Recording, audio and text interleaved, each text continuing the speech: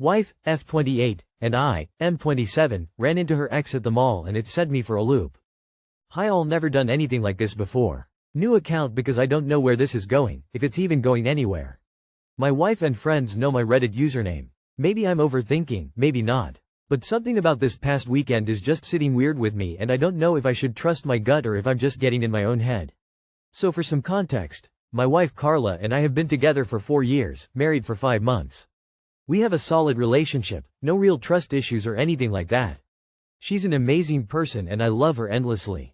Something about her that's important to this situation is she's always been one of those people who holds grudges forever. Like she's still mad about a girl stealing her seat in 9th grade. If you cross her, she holds it against you forever. I think that's what makes this whole thing feel off. We were out shopping on Saturday at a mall about an hour from home. At this point the day was winding down and we were grabbing a bite to eat in the food court. And that's when we ran into Chris. Now, Chris is the ex she was with from 16 to 24. He's the only ex she ever really talks about, and every time she has it's been something negative. They fought a lot, they had a messy breakup, they were toxic, they cheated on each other, the whole 9 yards. We've lived in the same city as him our whole relationship, and other than a brief blip while dating, we've never once bumped into him. But we run into him an hour away from home on a random day at the mall. And her reaction just sent me for a loop. I was mid-sentence when I saw her eyes just lock onto something behind me and immediately she lights up. Big smile. Before I even turn to see who it is, she's already standing up to greet him, just beaming. They hug, and not just some quick, oh hey, hug. Like it felt like it was a, so amazing to finally see you again hug. And then suddenly, I'm just standing there, completely shut out of the conversation while they start catching up. I didn't even know who he was. I haven't seen him in years and I had to piece it together as they chatted. I thought she'd introduce me, but nope. I'm just standing there while she's laughing, fully engaged with him. Even some physical touching. T1 point. She shoved his arm playfully. I'm not a jealous person and I honestly have zero problem with her being friends with whomever she chooses. But my impression of her relationship with him was different than what I was seeing. I figured I was overreacting or reading too much into it, but I still felt a bit weird, like a third wheel if I'm being honest, so I just tried to hint that it was time to go by picking up our trays and making it clear I was ready. Neither of them noticed, so I walked off, tossed the trays, came back. Still talking. They finally wrap it up after a few more minutes and they hugged again and then he was off. And then without a single word about it she just looks at me and goes, okay, let's stop at Lululemon and Indigo before we head out. Like nothing happened. I kept waiting for her to bring him up, say something about how weird it was, or at least acknowledge him or their conversation in some way, but she just acted like it was nothing. We shopped for another 45 minutes like nothing happened. Once we got in the car I waited to see if she'd bring it up. She didn't. Small talk died off a few minutes after we got on the highway, and she was just glued to her phone. So I asked who she's texting. She says the group chat, that's her 3 best friends Cheyenne, Darcy, and Julia. I said, what's the topic of conversation? She smiled and said, I'm telling them how crazy it is that I ran into Chris. I just say, yeah, that was pretty wild. She agrees and says, insane. What are the chances? And then she just kept texting. I kind of expected that to kick off our conversation about it, but it didn't. That night at home, after she'd been on her phone the majority of the night with the girls still chatting about it, I decided to bring it up. Told her I felt like a bit of a third wheel when Chris showed up since she didn't introduce me. Felt like I wasn't even there because she didn't introduce me. She light-heartedly said, oh, he knows who you are. Then gave me a quick peck on the cheek. Now I didn't exactly handle this great. I brought it up in a very light-hearted and non-serious tone. That's just how I deal with conflict, so it's 100% on me for not communicating where my head was at and I can't fault her for being so nonchalant about it.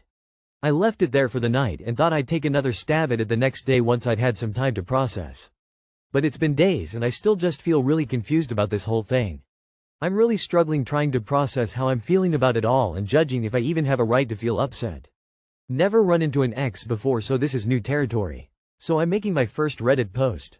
Honestly not even sure if this is the best sub for this. If you think this belongs elsewhere, let me know. Too long did not read. Wife and I ran into her ex-boyfriend at the mall. She was very friendly with him and the whole interaction just felt weird. My wife doesn't seem to think it's anything worth talking about. I'm over-processing to the nth degree. Need advice. If someone comes up to you while you're with someone else and you don't introduce them, that's bad social form, period.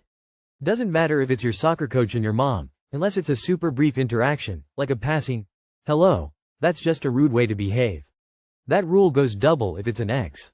It goes from rude to disrespectful. Your wife should have immediately introduced you and included you in the conversation. If she's touching someone, it should have been you. When she didn't introduce you, the subtext is that you aren't worth being introduced to. Even if it had been someone you had met before, the polite thing to do is say, "Oh hey, do you remember my husband?" Or, "Have you met before?" This is like, really basic social etiquette that every adult should know. Have an honest conversation with her about your feelings. Let it all out, you're married. It's one of those hard conversations you had to get through together. The way you laid it out makes me feel a little uneasy. He knows who you are, and continues on. I smell something fishy. She's an amazing person and I love her endlessly. First of all, she's not an amazing person. She is 1, a self-confessed cheater. 2, she holds grudges over ridiculous things. 3, she totally mischaracterized her relationship with her ex. 4, she totally third-wheeled you in front of her ex. And 5, she either minimizes or is completely clueless about her behavior toward you. You sound like a doormat and a rug sweeper. Almost certainly there were events in the past where she did this, it's just this one was your breaking point. But is it? Are you going to actually level with her and tell her how hurt and embarrassed you were about her behavior with her ex in front of you and how it has caused you to question your relationship? I doubt it. I want to read their group chat. My girlfriend, F18, told me, M18, she wants to explore. How do I resolve this? So well, for a longer time we weren't sexually active with my girlfriend and to be honest I was quite expecting something like this. Today she told me she wants to explore sexually and overall live more of the teenage life. At the same time she told me she loves me so much and don't want to leave me, but if she doesn't she won't be happy in the relationship. I don't know why, but for some reason I personally don't want open relationship. Maybe I am too insecure IDK. Maybe a pause, but it seems quite weird to me as well. I feel like we will be able to do some about it. What would y'all do? You're 18, let her go. You're not insecure, you're monogamous. Break up with her. Oh shit, this one's easy. You just dump her. Problem solved. Let her go. Break up and let her explore. You break up. You break up and don't look back. Don't let her convince you that she wants you after being with other guys. If someone is truly the one, they won't be thinking about fucking around with other people. Boyfriend, 37M, lied to me, 33F, about going to therapy for lying. As title says, my 33F boyfriend, 37M, of over 6 years with whom I have a 2-year-old child has always had a problem with white lies. After coming to a breaking point where he lied about female coworker going to check on our house while we were away, he lied by omission and I discovered it while snooping. He agreed he had a problem. Since then, I've struggled with trusting him and told him he needed to start therapy to fix this. For the past months, he's been seeing a therapist on Zoom, telling me about his sessions, saying what they discussed, what his homework was, etc. I've always felt in my gut that something was off, but chalked it off to him being uncomfortable talking about therapy. Well, after a conversation about how we both think he might be depressed, I told him about my suspicions. He started with downplaying it, saying he lied about canceling sessions a couple times, but when I asked for proof that he did see a therapist and he couldn't offer one, he finally told me it was all a lie. Where do we go from there? I'm assuming this covers up something much more nefarious, but he swears it doesn't. He says it's issues with facing his problems and demons, that he's never learned how to express his feelings, etc. How can I help him through this and it is worth it? Edit. Some clarification, people are asking what kind of white lies. It's always stuff to avoid conflict or to make himself look better. Like, his mom gives us some spaghetti sauce, the next day she asks if we ate it. He says yes even though we had something else for dinner. He forgets to buy bananas, he says there wasn't any at the grocery store. Stupid stuff. And tell the therapy lie. Some also asked why I had a baby with a liar. I didn't see any lies in the first 3 years of the relationship.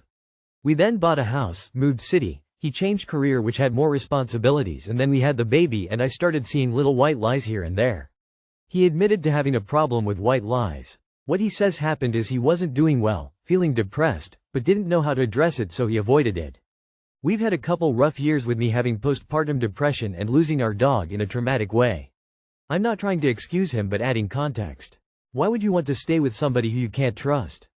He lied about fixing his lying problem. That's a huge breach of trust. Even if it's not covering something worse, it shows he avoids accountability instead of working on himself. You can't fix this for him, he has to want to change. If he truly means it this time, he needs to find a real therapist now and show consistent action, not just words. But you also need to ask yourself, how much more of this can you take? Don't waste your time dating a liar. End this sham of a relationship. You'll regret it later if you do not get out. He's 37 years old. He doesn't have issues facing his problems and demons, he has issues with being honest. He has had a lot of years to make changes and has a kid he's modeling how to be a human to now. This was a long, sustained lie where he had to make up a therapist and sessions to lie to you about. That takes a level of effort and commitment to the lie that should properly scare you, particularly when you consider he's also teaching your child to become a lying sack of shit too. Think about it, he worked hard at fabricating and sustaining lying to you and your child every single day for months instead of working hard to become a person who no longer lies. I can't understand how that man could possibly worth putting up with this much betrayal. Laughing my ass off. OMG? Away is where you go. Any more questions? Mike, 27F, sister-in-law, 34F, is racist but I miss my nieces. Mike, 27F, sister-in-law, 34F, told my niece that she doesn't want her going to the public schools in my area. We live close to each other because she would be a minority there. The school district in my area is known for having a heavy Hispanic population. The school district she's talking about is the one I went to growing up. It's also where my son is currently going to school. I am half Hispanic and my son is a quarter Hispanic. I took offense to this statement and called her out on it the second it came out of her mouth. She said, "I don't mean that to be racist." And I said, "That sounds pretty racist to me." We haven't spoken since. My husband, 27M, wasn't around for this altercation, so I told him what had happened later on. He reached out to his sister and explained to her what she said was offense and that she has plenty of family who are of Hispanic descent. Her argument was that her stepmom is half Mexican and they joke about that stuff all the time, so it's okay and to not hold something she said against her. My husband asked me if I thought he should say anything back, but I was honestly so upset that if I said anything in the moment, it would have made things worse for everyone. This was 2 months ago. I miss my nieces and I want to have a relationship with them still, but I don't want myself or my son around my sister-in-law because she thinks lesser of us because we're Hispanic. How do I continue a relationship with my nieces? You probably don't, I'm afraid. You can't always expect to have a relationship with someone's kids if you won't have one with them. At least not until the kids are old enough to maintain that relationship themselves. They are her kids, you are only their aunt through marriage. You have no automatic rights to a relationship with them. If you were close with them before this, I would hope she could put aside your differences for their sake, but you have to prepare for the big chance that she won't. Especially as you are not allowing her to have a relationship with her nephew. You're just gonna have to suck it up and protect your kids from those ideals as much as possible if you want to see those kids again. That statement is not racist at all. Being a racial minority in any school can lead to bad experiences regardless of your race and the majority race. If this is the only comment she's made that you feel is racist, then she's not actually racist, you're just being unreasonable. Source: I went to a school with a lot of people who weren't of my race and faced sexual harassment many times from men based on my race. Would you feel as offended if a black or Hispanic person said they didn't want their child to be the minority? Hate to tell you, but in protecting kids from bad influences sometimes you lose others in the crossfire till they're adults. Having done it myself, it's hard to lose those connections, but the absence of hate from your life can help both you and your children grow and thrive. The people closest to you shouldn't be those who make you feel like the unchangeable things about yourself make you less than. You are overreacting. Every minority group in not just America but every country says it sucks to be a minority. Makes sense, being outnumbered sucks. It's also why groups of similar people tend to cluster. We enjoy being around those like us. There's nothing racist in what she said unless she used terminology that you have not included in this post. So unless there is a lot of missing information here, this is a you problem, and if any apologies are needed there from you,